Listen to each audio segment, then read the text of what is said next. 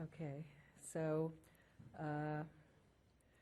we just talked about how there is a lot of evidence that exercise is very helpful with chronic axial neck pain to reduce the pain, improve the strength, the range of motion, improve the function, and reduce the disability and reduce the fear avoidance. Well, there's a million things we can talk about how this works, but let's talk about some of the really fun ways. This is really, really fun for me. It's amazing what they've done in Scandinavia. They've done some really nice biopsy studies and oxygenation studies, and they've shown that individuals with chronic neck pain have atrophied neck muscle fibers. They have mitochondrial damage. They have lower trapezius blood flow than normal controls. They have reduced tissue metabolism, reduced small vessel capillarization to the muscle fibers. They have a reduction in the concentration of their sodium and potassium pumps and their ATP in the neck muscle biopsies. This is associated with muscle fatigue and pain.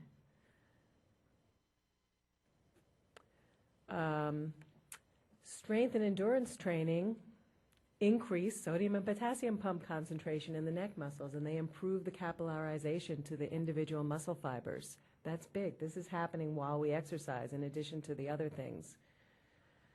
And a really nice study, again, out of Scandinavia, looked at individuals with and without chronic neck pain who rode a bike with relaxed shoulders for 20 minutes. They weren't working their neck or their arms, just using their legs to ride that bike.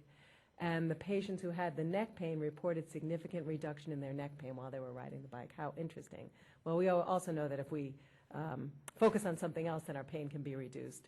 But additionally, both the normal subjects and the patients with neck pain, during the time they were riding the bike, had increased oxygenation to their trapezius muscles, even though the muscles were relaxed. And they used a near-infrared spectroscopy that's sensitive and specific for oxygenation to demonstrate this. And as they rode for the 20 minutes, there was a linear increase in the level of oxygen.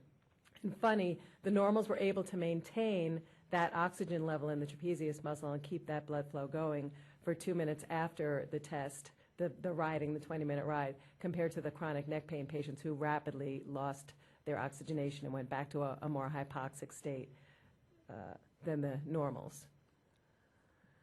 Strength training does elicit hypertrophy of neck muscle fibers. It transforms catabolic metabolism to anabolic metabolism.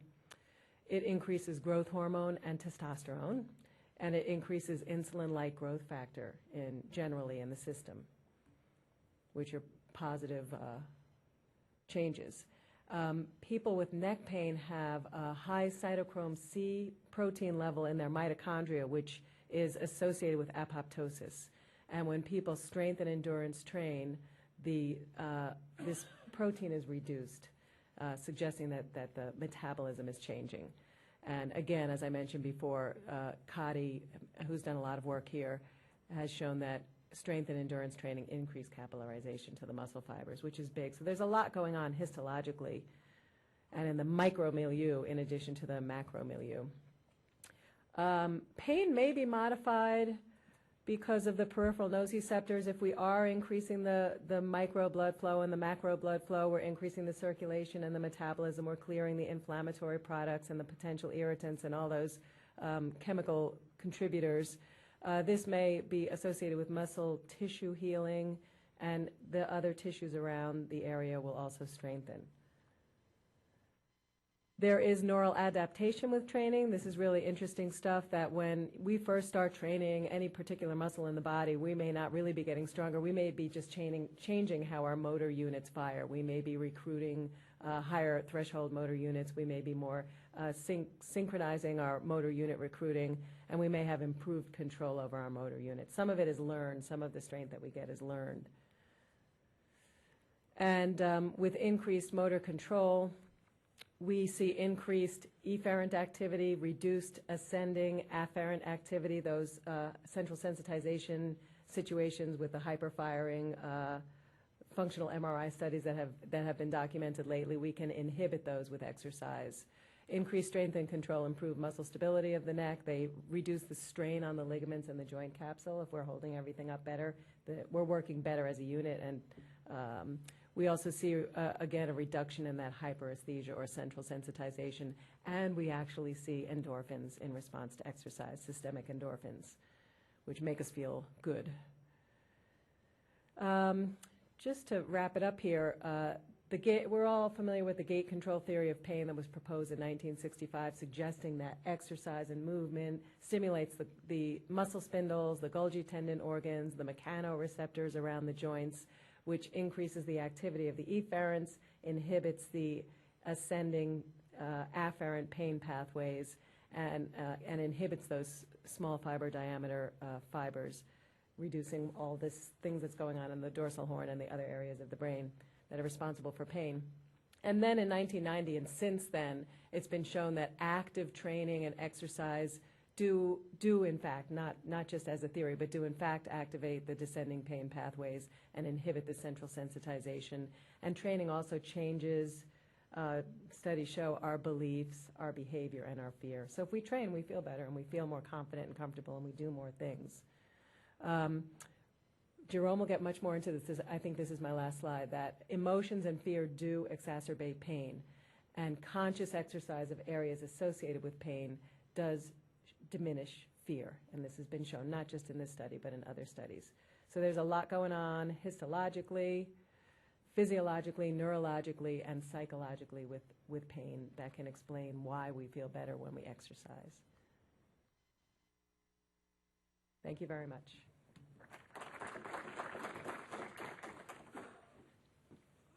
So my problem is, the last time I tried to explain the mitochondrial changes and the changes in the Golgi apparatus to my patients, they thought I was looking a little crazy. So I thought I had to figure out a way to explain to somebody with a painful disc or painful facet joints or both, how could exercising really help them?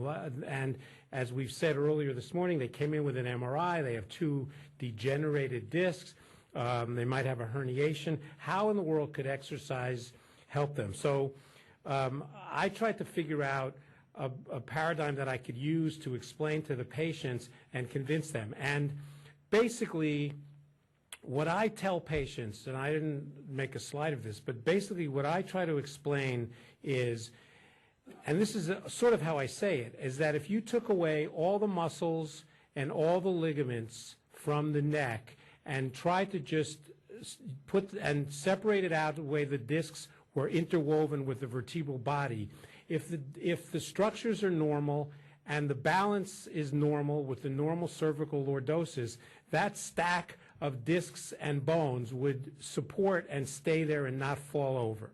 Now, I'm exaggerating a little bit to make a point to the patients. And then I say, but then if you have an injured structure, a disc that's now somewhat narrowed, maybe one side more than the other, that you have some degree of muscle spasm and you no longer have that nice shape to your neck, and you took away again all the supporting ligaments and muscles and you just balanced a neck, it would fall apart. And I talked to them about, I could sort of say it with a stack of checkers, for instance. So once they understand that, then I say, well, now your neck muscles and your ligaments and other supporting structures are like guy lines, guy wires that help that neck stay in place. And when the neck deep structures are altered in their alignment, you now need to bring into play all those other supporting structures. So they need to be strong and they need to work to help balance your neck. Now that's a little, I don't say it in those exact words, but basically some variation or other of that explanation seems to make sense to patients, and it seems to at least give them some idea of why doing exercises, getting stronger and getting more endurance is helpful. So that's how I try to do it. And part of the trick in establishing relationships with patients is saying the same thing that you've said 100 or 1,000 times and make it seem like it's fresh and new, and maybe you just came up with it. So that's the art form of of medical practice, is trying to build that rapport through making sense to the patient and making it seem like this, what I'm telling them, is just for them and I've never said it before. But that's what we try to do. So as I said earlier, exercise is medicine. And if we think about exercise as a prescription and as medicine, we'll get further than if we think of it as a byproduct to the medications we give or the referrals we make. So, and I like what Carol and Mike said, that basically we're talking about strength and endurance training, and then we might add to that stretching when totally appropriate. And our goal in the patient is to improve their function and reducing their pain. But remember, and Carol showed a nice slide of that, that the correlation between how much someone hurts and how impaired they are is, that correlation is only modest at best. So you can have people with minimal pain or minimal structural abnormality that are severely impaired, and the converse, people with severe deformity that are working full-time and have a little bit of pain. So what are some of the mechanisms for the reduction of pain and improvement in function? Carol alluded to a few of them, but basically what we're emphasizing is improvement in the strength and endurance, and Mike showed that slide of me on that slide with the, that's how, no, yeah, right. Decreasing the fear avoidance, improving coping abilities, and then some effects that we really don't understand. And Carol Hartigan and Jim Rainville published a paper in Spine several years ago about some of the things that might happen, and that includes, and I'm going to, alteration in the peripheral stimulus. That's what I was alluding to. We're not really altering the peripheral stimulus necessarily. We're sort of building up the supportive structures around. Changes in the neural stimulus thresholds, changes in ascending and descending pathways, and of course changing the brain, endorphin, et cetera, and then of course the changes in psyche. The interpretation of the afferent stimulus is very important. The same amount of pain intensity can have very different meanings if somebody knows their pain is from cancer versus the pain is from a herniated disc or a knee problem. And there's something about the spine that's different from other body parts. And Carol and I have discussed this in the past, and we keep meaning to write about this, but we never seem to get to it. But you've heard of people who are called the spineless bastard, or there's many, many phrases from Shakespeare on that talk about the spine in this way. And there's you know, you're a pain in the neck. Well, you never really hear about anybody who's a hipless bastard, or you never called a person a pain in the knee. So there's something different about neck pain and back pain that we understand on sort of a visceral level. So the interpretation of what's going on does have importance. The same intensity of pain from cancer has a far different effect and interpretation than the same intensity of pain from a bad hip. So we'll go through briefly some of the models. So how can this happen? Well, certainly strength and endurance training, and that is where I think of as the compensation model, where the strengthening the muscles, stretching things that are too tight, compensate for the injured structures more deeply. So discs, why do discs hurt? Discs hurt when the internal nerve endings, the internal nociceptors, become stimulated by load, and the load can be exacerbated by poor posture. Mike made a nice statement about the changes of the load on the neck in terms of good posture versus bad posture based on the weight of the head.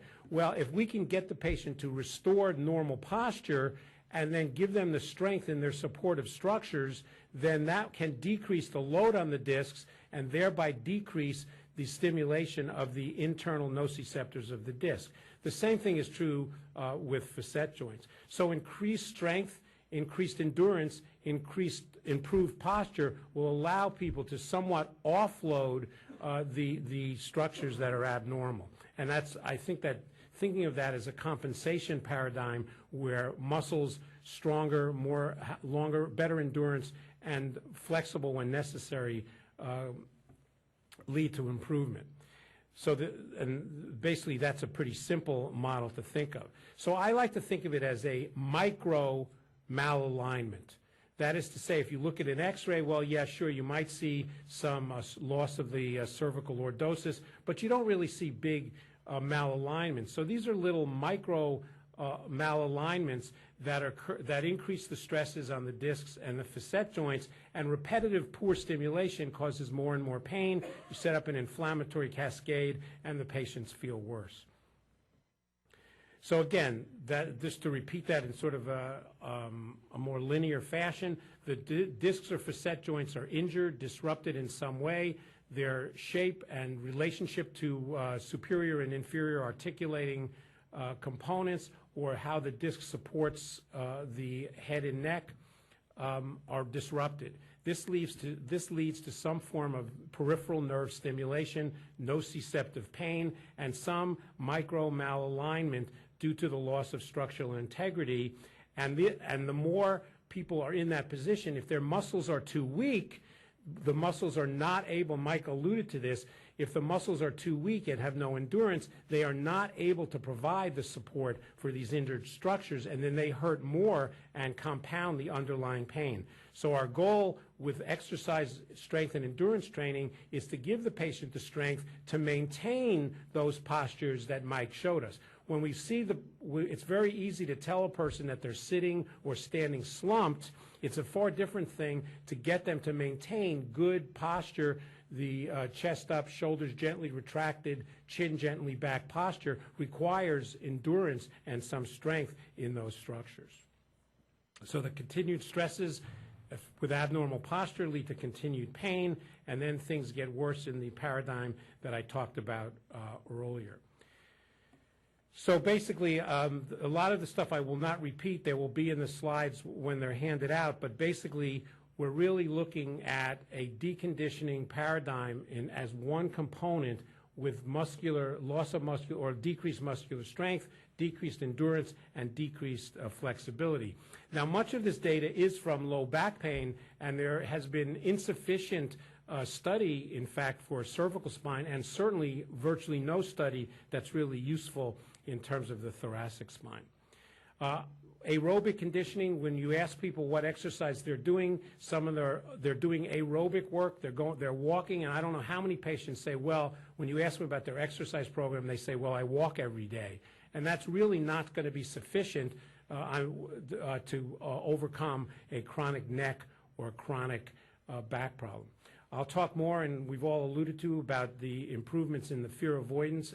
Activity leads to improvement in fear avoidance behavior. Yes, I can do it. No, I didn't get worse. And we'll talk tomorrow about coping abilities. So I think I'll stop here. I think this is a good point to move on to learning a little bit more how to actualize some of this in our clinical practices. So Mike, I think you're up next, and Mike's going to sort of take us through the next level of how do we actually accomplish some of this. But basically, again, my message is that we now understand better the physiology and the biomechanics, and one of the things we need to do is find models in our own head that we can use to convey to the patient how important it is to get strong and to develop endurance. So Mike is going to talk about some of the specifics of how we can get from this theoretical basis back to practical application. Thank you. Oh, thank you. It's kind of the presentation I gave before with less slides and a little slower. So just